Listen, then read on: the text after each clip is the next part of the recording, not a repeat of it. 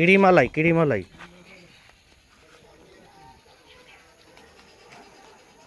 দুটো রুটি দর্শক, এর আগে একটি আর এখন একটি। দুটো রুটি, আসলে ওর পেট ভরে না, যার কারণে ও খাবার খাচ্ছে। যে যাই দিচ্ছে সেগুলোই সে খাওয়ার চেষ্টা করছে। আমি কিন্তু খুব কাছে দাঁড়িয়ে আছি ওর। ও আমার হাতে ক্যামেরা দেখে ও ভয় পাচ্ছে, মনে করছে হয়তো বা আমি কোনো কিছু ওকে ধরার জন্য ব্যবহার করছি।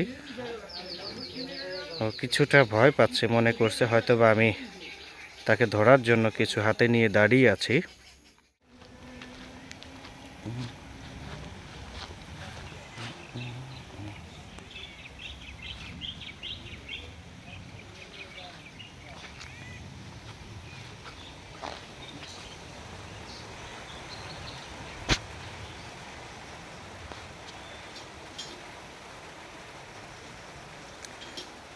দর্শক দেখতে পেলেন সকালবেলা বৃষ্টি হচ্ছে, আর এর মধ্যেই কিন্তু বন্যপ্রাণী হনুমানের দেখা পেয়ে গেলাম আমরা।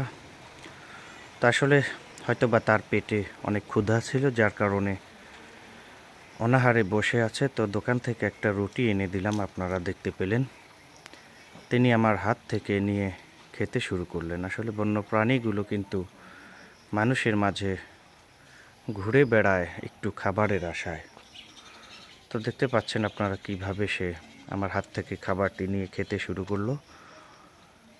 আসলে এই বন্য প্রাণীগুলোর প্রতি আপনি আমায় যদি সহনশীল না হই, এদেরকে কখনো কেউ মারবেন না, কারণ সব কিছুই মহান সৃষ্টিকর্তাই মানুষের জন্যই তৈরি করেছে। মানুষের কোনো না কোনো কাজে অবশ্যই উপকার লাগে এই প্রাণীগুলো। আর এই প্রাণীগুলোকে আমরা অনেক সময় অনেকে মেরে থাকি মানুষের কোনো না কোনো উপকারের জন্য। এই প্রাণীগুলো, তার পেটে অনেক ক্ষুধা, রুটি এনে দিলাম, তিনি খাচ্ছে, আপনারা দেখতে পাচ্ছেন।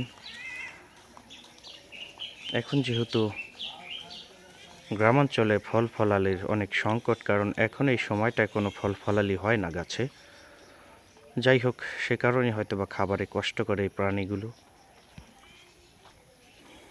তার পেটে অনেক ক্ষুধা।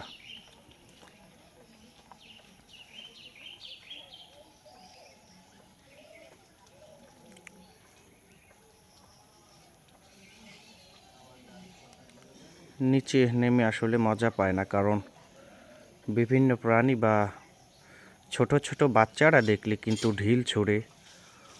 আবার কুকুর দেখলে কিন্তু, যদি দল বেঁধে আসে কুকুর, দুই একটা কুকুর দেখলে ভয় পায় না, যদিও দল বেঁধে আসলেই কিন্তু বিপদ।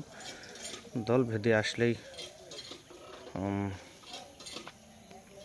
দেখতে পাচ্ছেন সে হয়তো বা কোথাও যাওয়ার প্রস্তুতি নিচ্ছে।